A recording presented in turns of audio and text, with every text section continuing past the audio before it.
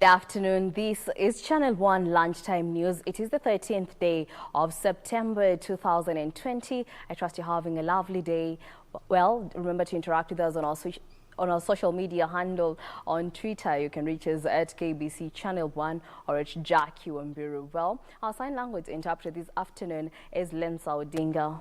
My name is Jackline Wambiru. Now let's kick off whereby Kapsaret Member of Parliament Oscar Sudi has surrendered himself to Langas police station this morning, 24 hours after his botched arrest. Sudi's lawyer Gladys Sholay says the legislator had not received any formal summon, adding they had news he was being sought by police in the media. Sudi is on the spot for allegedly making inciting remarks that border on hate speech.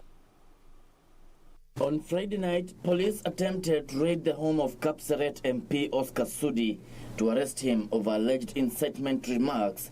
However, that plan would be thwarted by his supporters, who barricaded the road to his home, allowing the MP to go into hiding. Sunday morning, 24 hours after the dramatic events, Sudi would casually walk into Langas police station to surrender himself at around 8 a.m. In tow were other politicians and his team of 5 lawyers led by Uasin Gishu County MP Gladys Boss Shulei, Jane Masai, Richard Cheruyot, Isaac Terrell and Nathan Tororei. It is important to note that there was no summons given to him and that neither was there any warrant of arrest for him. So we'd like to correct the media reports that he was on the run. He was not, because he had not been summoned. He has presented himself and he has been officially booked at 8 o'clock in the morning and now is in police custody in accordance to the law. The leaders appealed for calm among his supporters. Sudi said he has not received any summons but only heard in the media that police were looking for him. Sudi is accused of making inciting remarks that border on hate speech. Kevin Washira, Channel 1 News. Now moving on, police in Kitengela are holding 2 suspects nabbed in possession of ivory valued at 500,000 shillings. In a separate incident, police intercepted 2 people ferrying 300 kilograms of game meat in Enkorika, Mashuru sub-county. The suspects, who were ferrying the game meat on a motorcycle, however, managed to escape arrest. A multi-agency team comprising of, among others, Kenya Wildlife Service officers posed as buyers of the ivory following a tip-off. The suspected poachers, including a 60-year-old foreign national and a Kenyan, were nabbed as they transported 6 kilograms of ivory from Migori County. The suspects had cut the ivory into 5 small pieces and concealed them with maize grains in a gunny bag. However, as fate will have it, they were intercepted by police and taken to Kitengela police station before they are arraigned in court on Monday. A senior civil servant is reported to be the mastermind of the syndicate. He, however, managed to escape arrest. And in a separate incident, police have recovered 300 kilograms of game meat. The meat, said to be that of gazelles, zebras and giraffe, was being transported on a motorcycle to Campbeltown. The suspects fled the scene and are currently being sought. Kajiado County Criminal Investigation Officer Isaac Meme said poaching has escalated in Kitengela, indicating there is a ready market for the same in the region. Local butcheries are suspected to be selling wild meat secretly. They cannot come to Kitengela, to Kajiado and escape. We are very alert, and our officers are following them very much, and also the members of the public. I'm printing with them. Let them give us information, because when we kill these animals, we are killing our economy, we are killing our employment, we are killing everything, and we are going to destroy our environment. Meme said police are investigating incidents of unscrupulous traders poaching and selling snake meat as fish fillet to unsuspecting consumers in Kajiado urban centers. In the last 2 months, 12 motorcycles and 3 vehicles have been impounded by police officers ferrying wild meat in Kajiado County. Yusuf Farah, Channel 1 News.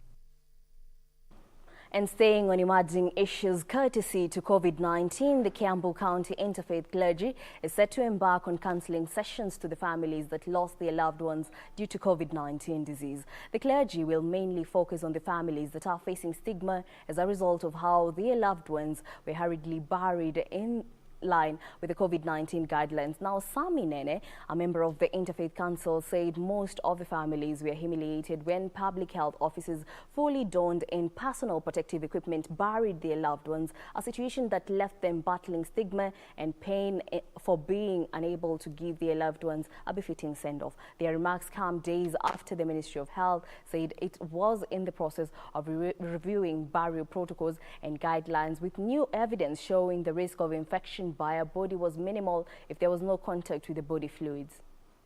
Kwa familia kama hizi, kuongea na familia kama hizi, kuwaombea na kuongea na wao ili tukaona mioyo yao yamepata kuponywa, kwa sababu kumekuwa na shida sana kwa mambo ambayo yalikuwa kitendeka hapo kitambo ama awali. Vile mambo ya mazishi ilikuwa inafanywa usiku, ingine inafanywa haraka, ingine inafanywa na kama madharau, na watu wamekuwa wameona ni kama wamefanywa kama wanyama.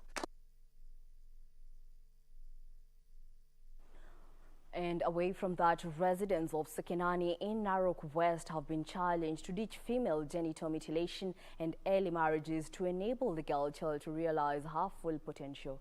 Area leaders and parents have been urged to instead focus on education to boost development of the region. Female genital mutilation remains a challenge despite efforts by the government and the private sector to end the retrogressive practice.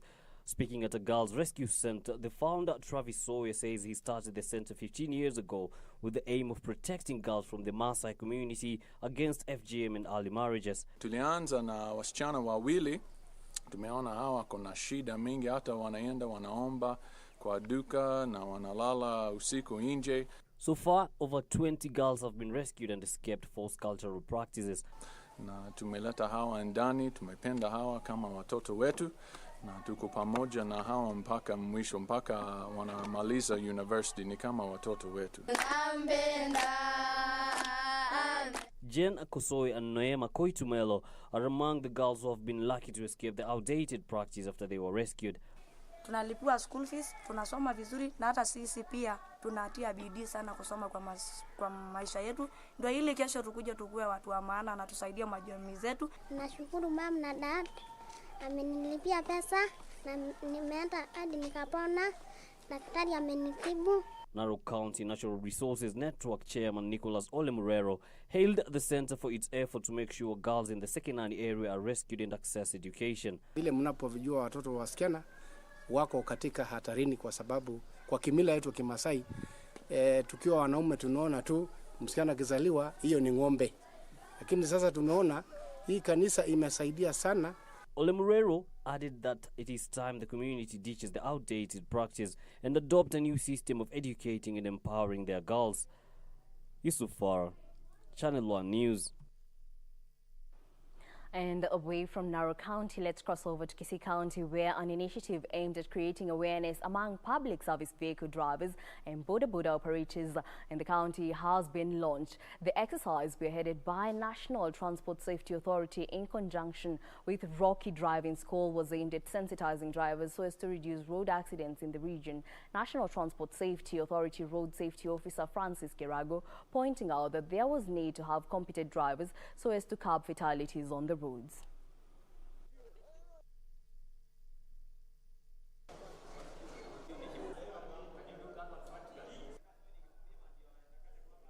Tunajua jinsi ya kuendesha pikipiki katika town, mahali kuna magari mengi.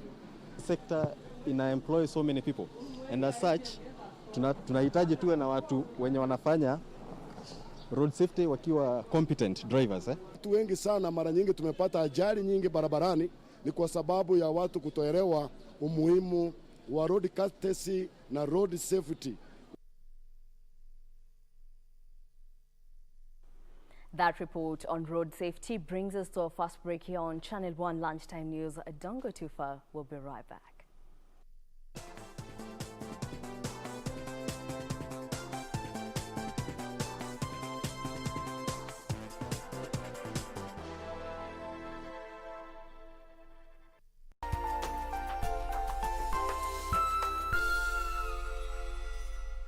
Tonight on KBC Channel 1. Unaona ile mikutano nimetembea na wewe kwa vijana Nimeona potential yako.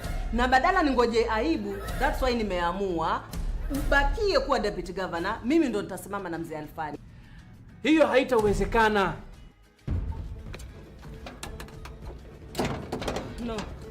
No, it will never happen. I will never compromise.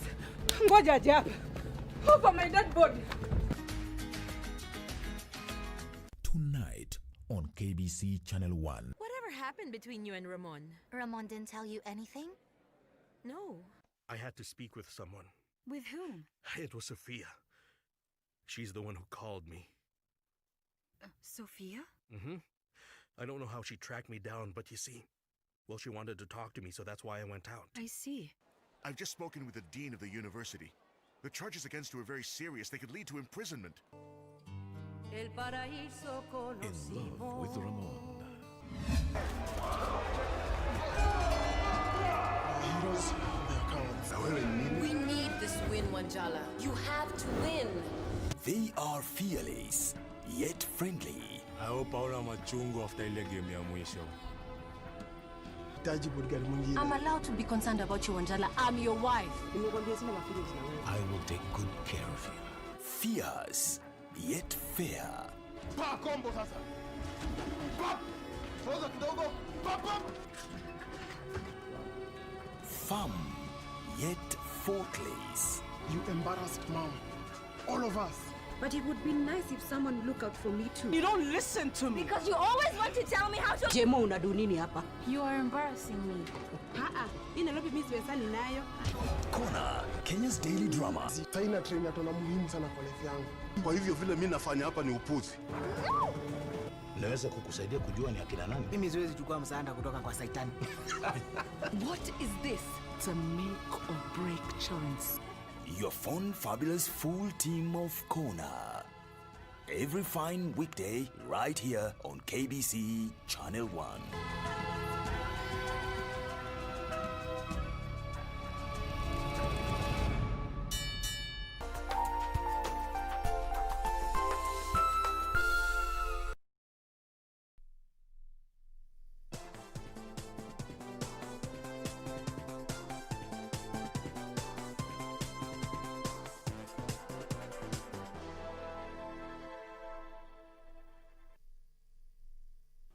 Welcome back. Now moving on, a family in Endebe's constituency, Trans Nzoia County, is crying for justice after the Akin was killed in an alleged land tussle. The family says it's unable to settle back to its ancestral land even after a court order for fear of retaliation, given that the killers of the Akin are well known to them. The family led by Salim Simwenyi and Anthony Simwenyi said they successfully won a case involving the disputed piece of land and were granted orders to settle at the said land. Mambo ya hiyo shamba ilimaliziwa na High Court na Nakuru. Court of Appeal ilimaliziwa na Court of Appeal na Nakuru na kesi namba 164 of 1995 ambayo sasa ilitoa eviction order ya case number 141 of 1991, Eldoret. But as they were putting up structures to fence the said land, they were attacked in broad daylight by people well known to them, leading to the death of their kin. The family has accused the police and area administrator of denying them security, despite a court of appeal order directing so. Mbona Kenya hii court orders, they cannot be respected. Na kama these court orders hawezi kukuwa respected, how is the law going to be effected? Wajameni. Na sisi kama tuko watu wenye wachanga or small people, tutapata wapi justice? Kama unaenda kotini inapitisha, rudi kwa shamba yenu, alafu munaenda huko, munaanza kupigwa. Wajameni, mimi nauliza, justice tutatoa wapi Kenya hii? Meanwhile, a somber mood engulfed Shinyika village in Kakamega County during the burial of the 13-year-old girl Irene Muchetu, who was gang raped and murdered by unknown people. Her younger sister was also left nursing injuries. Naomba munisaidie kwa sababu ni huzuni sana kwa roho yangu. Huku bwana amekufa, huku kitendo imefanyika kwa Irene, huku mtoto huyu mdogo amebaki. Kitendo kama hiyo naona ni uchungu sana kwa roho yangu. Speaker by speaker, the mourners condemned the bizarre act, calling upon security agents to act and bring the culprits to book. Sisi sasa lazima tuimarishe mambo ya security, kwa sababu hatuwezi kubali watoto kama hawa maisha yao inachukuliwa kwa njia hii. Nataka kuambia tu pia wazazi tuwe waangalifu, watoto wako nyumbani. Ni jukumu letu kuhakikisha tunalinda watoto wetu. Tunajua wanakaa namna gani. Hiyo vizuri mambo kama haya kutokea kwa jamii, alafu hali inarudi tu inatulia, ni kama hakuna jambo limefanyika. Tunaendelea kupoteza wanafunzi. Elsewhere, Mulukanji village of Butere sub-county is mourning the death of 2 minors after they were swept away by raging waters of River Lusumo. The duo, who are grade 3 and class 8 pupils, are reported to have gone on a swimming adventure when they drowned. Sasa walitoka wanakuja kutafuta nyazi ya ng'ombe, fijwa ya miwa, lakini wakawajilia wakaenda kuogelea. Shida hiyo ikapatikana. Pofika kule wakaamua waende kuogelea.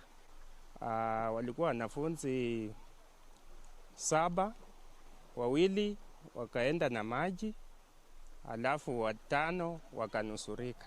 Efforts to retrieve their bodies have been futile due to the heavy downfall pounding the region. Tunaomba tu Mungu atufungulie ili tukaweze kupata hao watoto.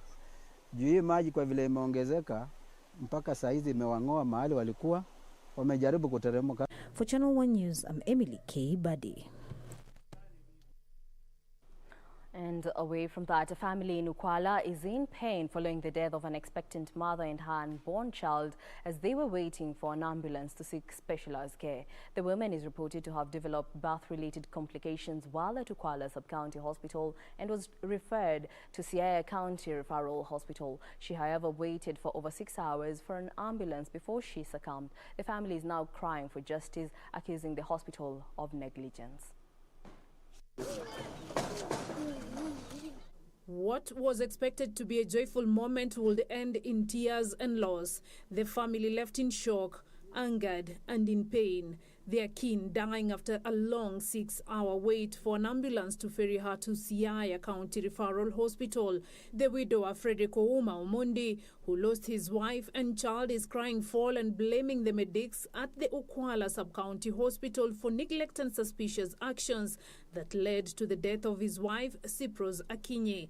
Speaking at his home in Ngongo village in Ugenya Sub-County, the 31-year-old Omondi tearfully narrated how his wife spent hours waiting for an ambulance to ferry her to Siaya. Omondi says he took his wife to Ukwala Sub-County Hospital and left her in hospital for the night. He would return in the morning at around 6 a.m. to check on his wife.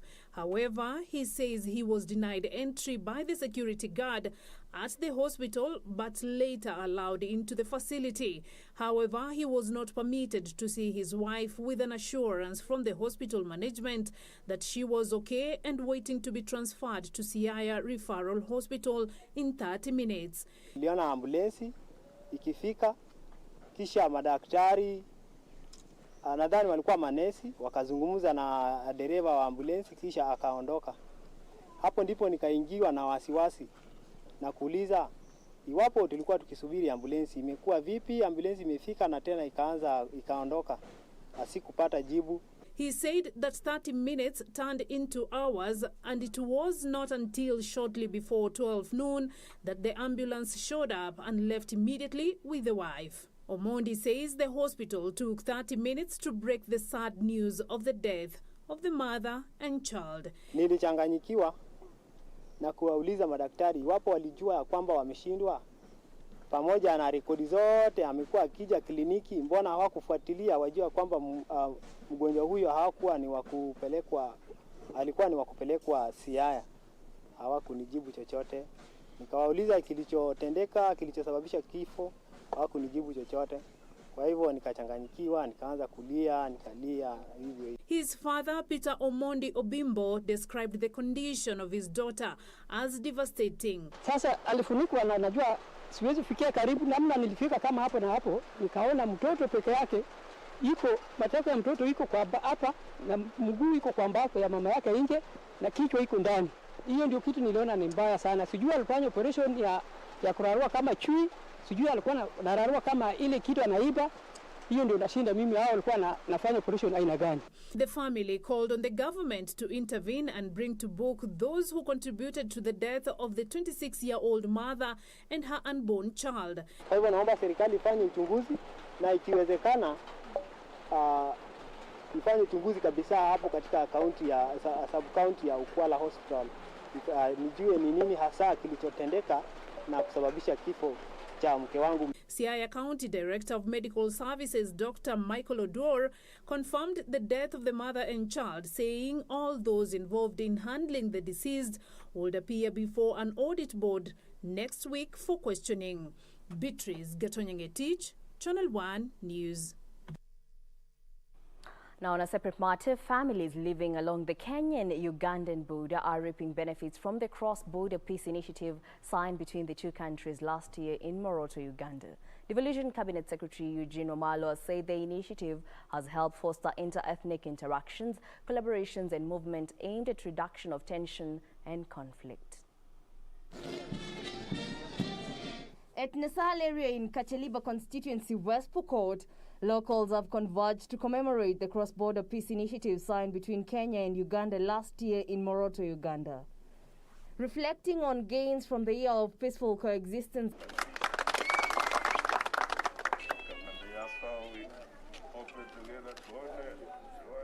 as well as the commissioning of Nasal water projects that will provide water to over 3,000 families living along the Kenya-Uganda border.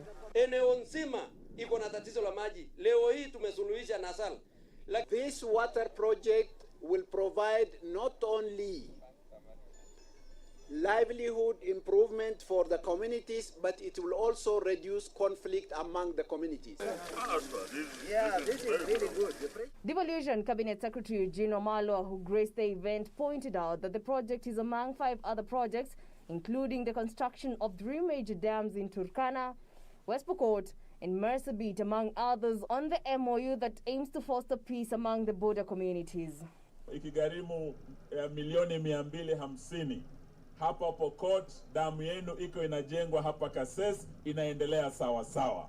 Na vile vile damu ile ya Turkana na Marsabit pia zinaendelea, na leo nataka niwahakikishie tumekuja tu kufungua mradi wa kwanza wa Nasal Peace Dividend Water Project. The CS said the MOU was aimed at increasing the inter-ethnic interactions, collaborations and movements, thus resulting to the reduction of tension and resource-based conflicts. Na tutafute pesa ambayo itahakikisha tunasambaza maji haya in phase 2 of this project, yafike kwa shule yenu, yafike kwa hospitali, yafike sokoni. West Pokot Governor John Lonyangapuo lauding efforts that have promoted peaceful coexistence, adding that this will change the narrative from a conflict-prone area to a prosperous region that promotes development. Pokot wanaweza kuuza ng'ombe, hii tabia ya corona tu nimeharibu. Wanauza ng'ombe yao soko Jumatatu Moroto, Uganda, kwa sababu ya amani. Amani kati ya Pokot ya Kacheliba na Riwo na Sebei.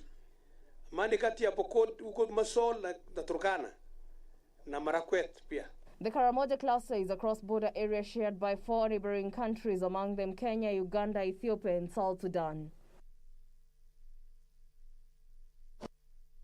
Now, authorities on Saturday employed hard tack to end a fortnight-long impasse between 15 seafarers and the owners of a vessel after they were abandoned by their employer without pay. Now, the seafarers refused to leave the vessel for 2 weeks, demanding their 3 months' pay amounted to 1.9 million shillings against the 630,000 shillings being offered to them. After hours of arm twisting, the adamant seafarers humbly accepted the initial pay, consequently ending the long circus.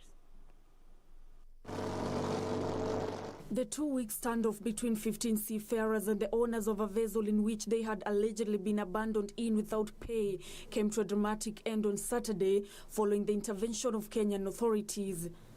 The seamen had refused to take home 630,000 shillings offered and insisted to only accept the 1.97 million shillings they allegedly owed the employer, who is said to have abandoned them aboard without food and pay.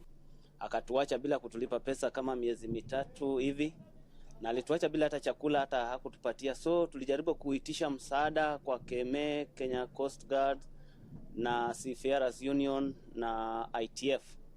Na kwa kusema kweli walikuja siku ya kwanza, walikuja hapa wakaangalia mazingira ya meli, wakaangalia vile situation tuko nayo, wakasema watatusaidia ili tupate haki yetu. However, the vessel management representative is accusing the seafarers of extortion, saying they were demanding 3 times the amount they are supposed to be paid. Is an issue of extortion, because what they are asking is 3 times what is actual of what they are supposed to be paid.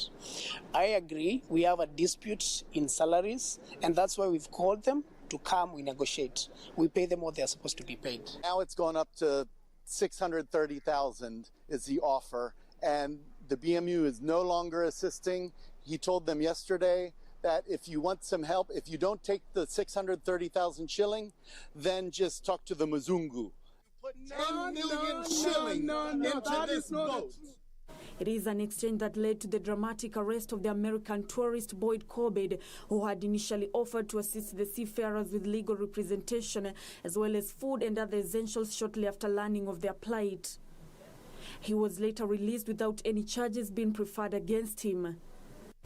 Meanwhile, following the intervention of the Malindi Beach Management Unit and representatives of the International Transport Workers Organization, 4 of the 15 seamen decided to take 630,000 shillings offer, a move that prompted the others to follow suit. Mkataba yao haipo, na tukijaribu kufuatilia mkataba hatukupata, na hawakuwa pia na Seamen book, zilichukuliwa pia, lakini kwa sababu ya ushirikiano na ule agent na employer, Seamen book zao Jumatatu zitachukuliwa, ziko Mombasa, tunazipata.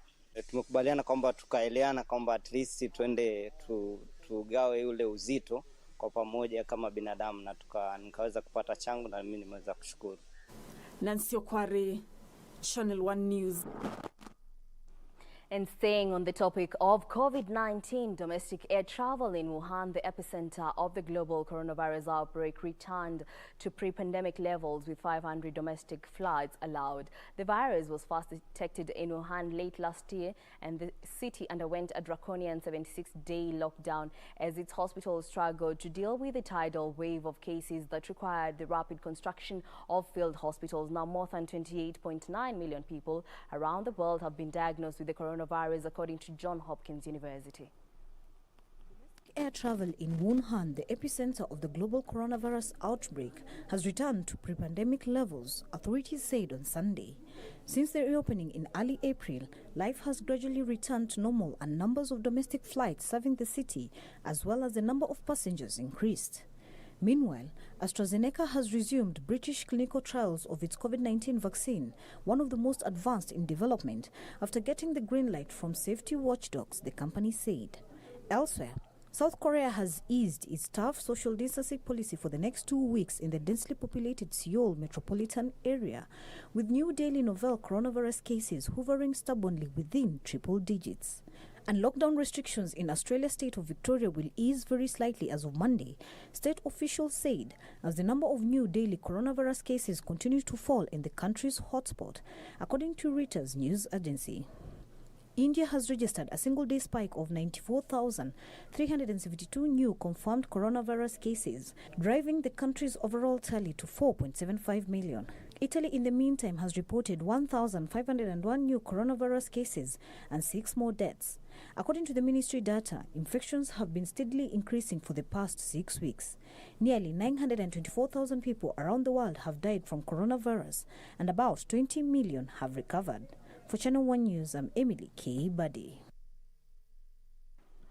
A section of leaders from Migori County want the embattled county boss to seek audience with the ODM party to salvage his job after the party orchestrated for his removal from office.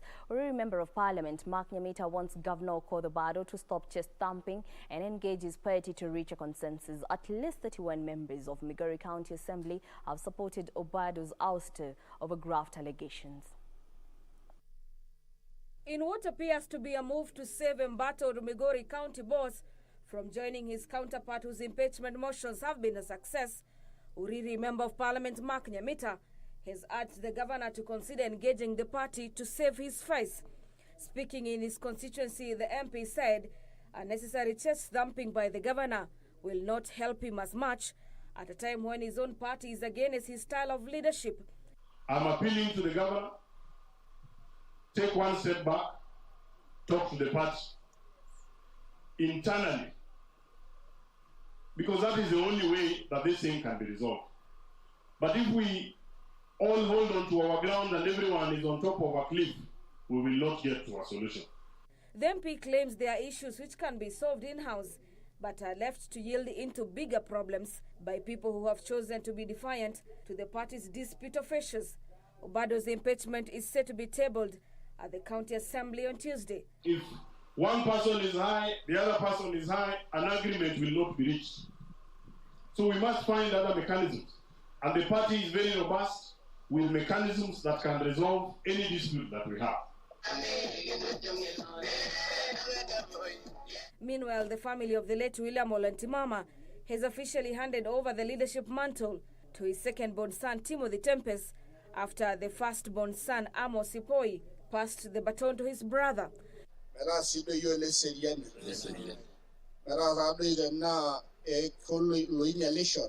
During the coronation ceremony attended by the clergy and the Maasai leaders at their home in Motonyi, Narok South constituency, Tempest expressed that he'll be running to be the next Narok North Member of Parliament.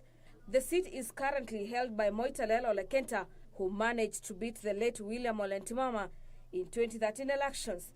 I intend to try my best. Only God will tell how far I will go, but I hope that I will go further and take the Maasai nation further than Mzee took them. He led this nation for 40 years, he led the Maasai nation for 40 years, and now we are hoping that we can continue in his footsteps and continue leading the nation in a positive way for another 40 years and beyond. Tutaki hata jina ya Ndimama ipotee. Pili, hatutaki tumeona ya kwamba yeye anaweza kama kijana wake, na pia tumeona ako na hiyo utu ama tuseme hiyo msukumo ambaye imemfanya atamani kuwa kiongozi kama baba yake. The former Heritage Minister William Olentimama, who was the Maasai community spokesperson, died 4 years ago, leaving a gap in leadership as the community still seeks to find a spokesperson. For Channel 1 News, I'm Gladys Mungai.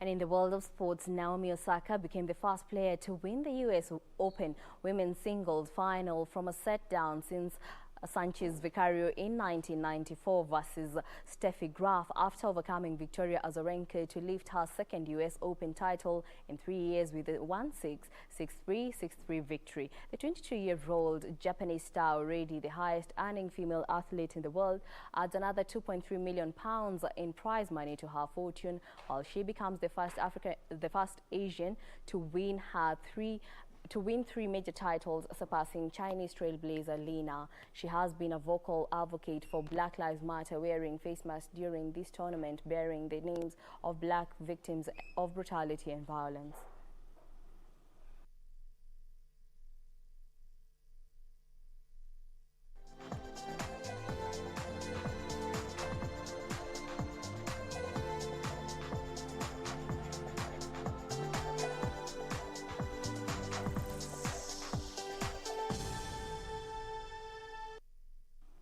Well, thank you for keeping us company here on Channel 1 Lunchtime News. That's it from us this afternoon. Remember to adhere to government's directives so as to curb the spread of coronavirus. My name is Jackline Wambiru. Our sign language interpreter this afternoon was Lensa Odingo. Enjoy your afternoon.